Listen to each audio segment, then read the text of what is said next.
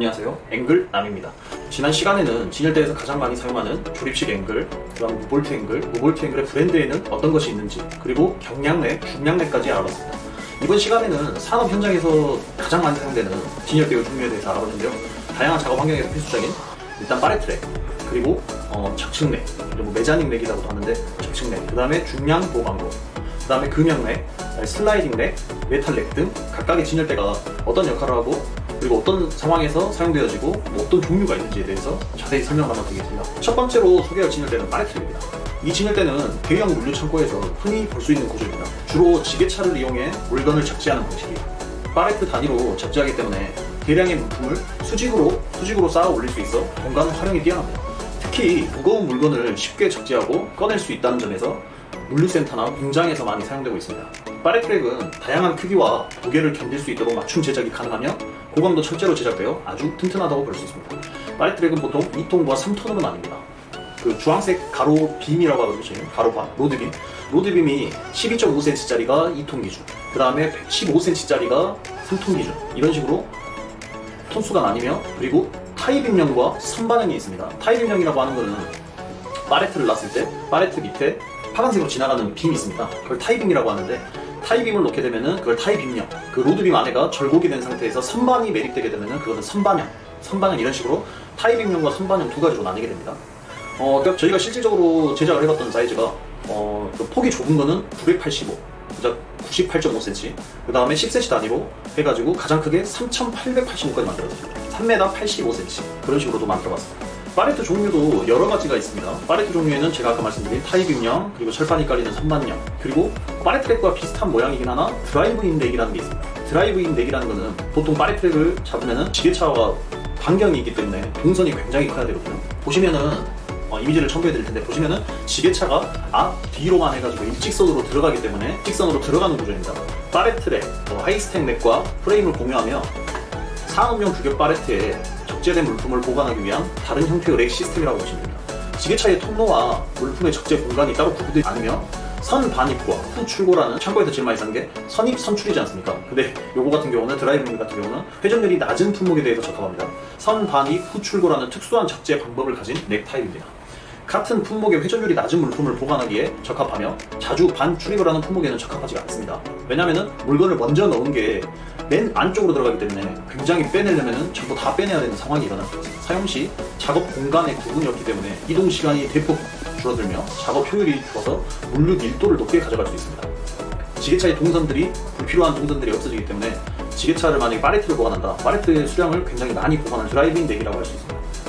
그 다음은 슬라이딩 렉입니다. 슬라이딩 렉 또한 파레트렉 프레임을 서로 공유하는 제품이기도 합니다. 드라이브인 렉의 결점을 보완한 렉 타입이라고 볼 수 있고, 선 입고 후 출고 시스템인 드라이브인 렉과 방식의 렉 특징에 파레트가 적재되는 공간에 롤러를 장착하고 경사를 만들어서 적재된 물품이 출고되는 동시에 입구 쪽으로 물품이 이동하는 방식의 반자동화 시스템이라고 볼 수 있습니다. 그리고 슬라이딩 렉의 핵심은 적재 공간에 장착되는 롤러에 있습니다. 롤러는 특수 제작으로 만들어지면서 견고한 베어링으로 내구성이 우수합니다. 파레트렉의 속도를 조절하는 감쇄 롤러가 장착되어 있으면 적재된 물품의 무게에 따라 감쇄 롤러의 수량은 늘어날 수 있습니다. 그래야지 무거운 물건을 얹었을 때 이게 경사로에 급격하게 내려가지 않게끔 되겠죠. 슬라이딩 렉은 입구 쪽부터 2에서 2.5도의 경사를 갖고 있어서 물품이 전면 거를 출고를 하게 되면은 입구 쪽으로 물품이 이동하는 방식이라고 보시면 됩니다. 보통 슬라이딩 렉은 가장 많이 활용하는 데가 비축형 창고와 그 다음에 식품 저장 창고 등에서 활용을 많이 하게 되어 있습니다. 왜냐하면 식품 저장 창고 같은 경우는 유통기한이 있기 때문에 드라이브인 렉처럼 안으로 들어갔을 때 맨 마지막으로 빼게 되면 그런 것들이 문제가 발생할 수도 있습니다. 그렇기 때문에 식품 저장 창고 그런 데서 많이 사용하고 있습니다. 비교적 좁은 공간에 물류 밀도를 높이기에 적합하며 지게차의 작업 공간이 최소화하게 되기 때문에 공간 활용에 용이합니다. 그 다음은 암렉이 있습니다.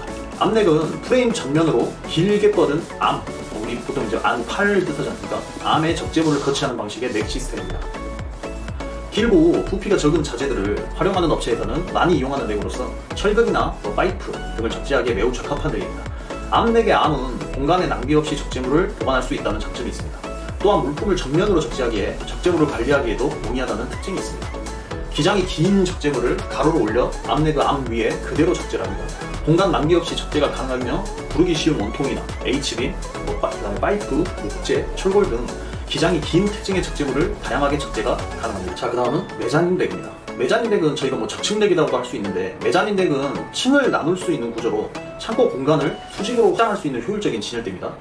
특히 공간 활용이 중요한 대형 창고나 공장에서 많이 사용됩니다.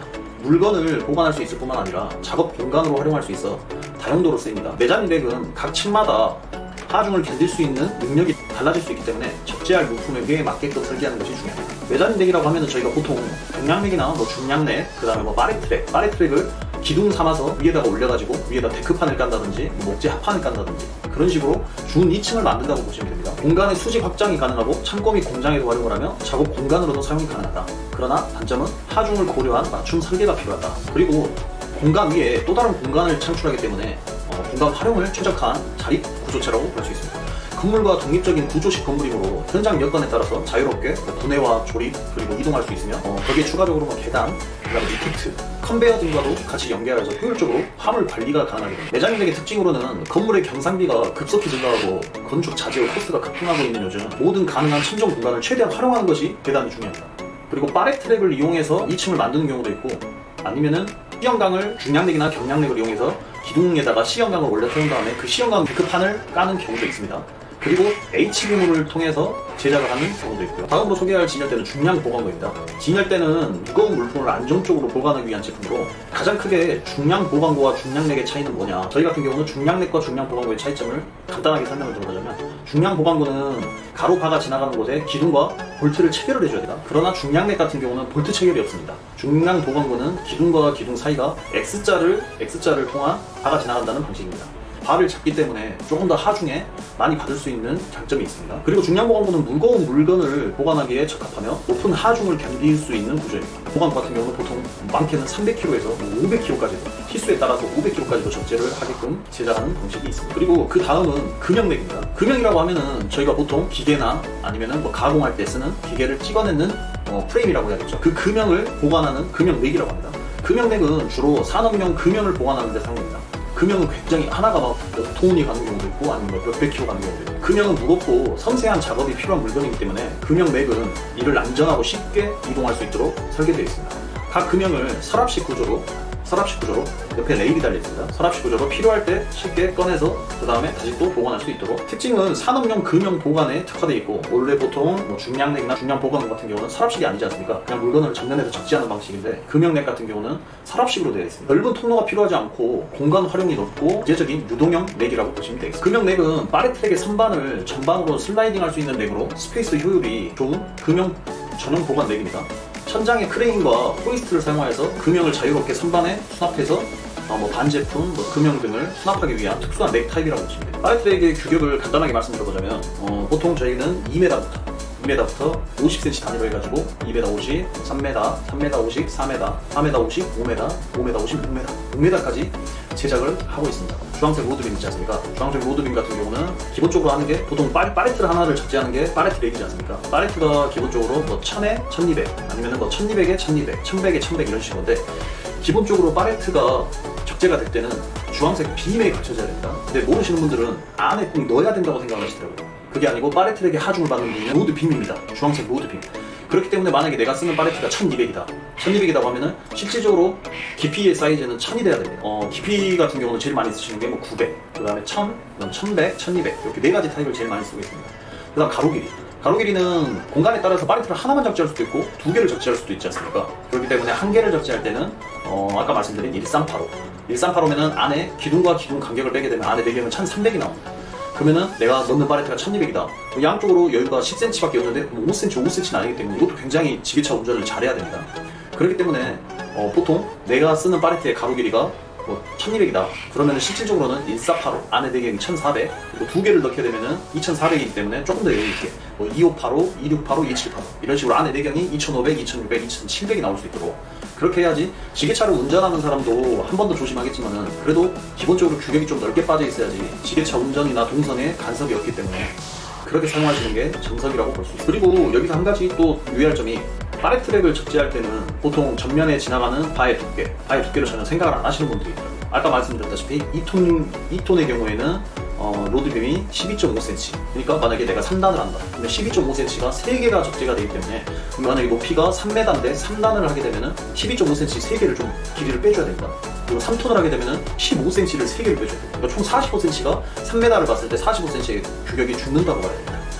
이거는 인지를 하고 계셔야 되는 부분이에요. 그리고 그 다음은 메탈렉입니다. 메탈렉은 금속 소재로 만들어져 있으면 내구성이 뛰어나고 뭐 가벼운 물품이나 뭐 산업용 메탈렉이라고 또 따로 있거든요. 산업용 메탈렉을 쓰게 되면 중량 물품까지도 적재가 가능한 제품입니다. 메탈렉은 우선적으로는 켈 모양으로 되어 있습니다. 저희가 뭐 경량렉, 중량렉 뭐 이런 것들은 전부 다 철판 타입이지 않습니까? 메탈렉은 살 모양의 메탈렉이라고 보시면 되겠습니다. 제품의 뭐 공기 순환이나 아니면은 제품이 육안으로 보여야 된다. 보이기를 원하시는 분들은 메탈렉을 쓰시는 게 장점이라고 할 수 있습니다. 메탈렉도 종류가 일단은 기본적으로 크롬 도금 메탈렉이 있고요. 그 다음에 스텐 메탈렉이 있습니다. 그 다음에 가정에서 쓰는 가정 메탈렉은 일단은 기본적으로 파이프가 19파이, 25파이. 산업용으로 넘어가게 되면은 25파이가 기준이고요. 그리고 산업용 메탈렉으로 가게 되면 규격이 큰 것도 있습니다. 메탈렉의 가장 큰 규격 같은 경우는 610에 1820 같은 경우도 있습니다. 그리고 메탈렉 같은 경우는 바닥에도 또 바퀴를 장착할 수도 있고요. 그 다음에 높낮이 조절도 손쉽게 할 수 있는 편이다 보니까는 메탈렉도 가정이나 뭐 현장, 그 다음에 뭐 창고 이런 데서도 굉장히 보편적으로 많이 사용들을 하고 계십니다. 자, 오늘은 제가 산업 현장에서 많이 사용되는 진열대에 대해서 설명을 해보았습니다. 뭐 파레트랙, 제가 말씀드린 뭐 적층렉인 매자인데 중량 보강고, 그 다음에 금형렉, 슬라이딩렉, 그리고 메탈렉까지 각 진열대의 간단한 특징과 뭐 장점, 그 다음에 뭐 파레트랙의 할 때 유의사항, 현장에 맞는 진열대를 선택하는 것이 중요하니 필요한 용도에 맞춰서 적절한 진열대를 선택하시기를 바라겠습니다. 자, 다음 시간에는 제가 세 번째 시간으로 저희가 흔히 가장 많이 쓰는 마트 진열대인 곤도라 진열대, 그리고 대형 마트들에서 쓰는 하이퍼 진열대, 곤도라 진열대와 하이퍼 진열대의 가장 큰 차이점과 그리고 가지고 있는 규격, 그리고 이 두 가지 진열대에 부합해서 쓸 수 있는 부속들까지 해서 총 3편을 마무리를 해보도록 하겠습니다. 자, 이상 2편 설명을 마무리 짓도록 하겠습니다. 자, 구독과 좋아요 부탁드려요. 감사합니다.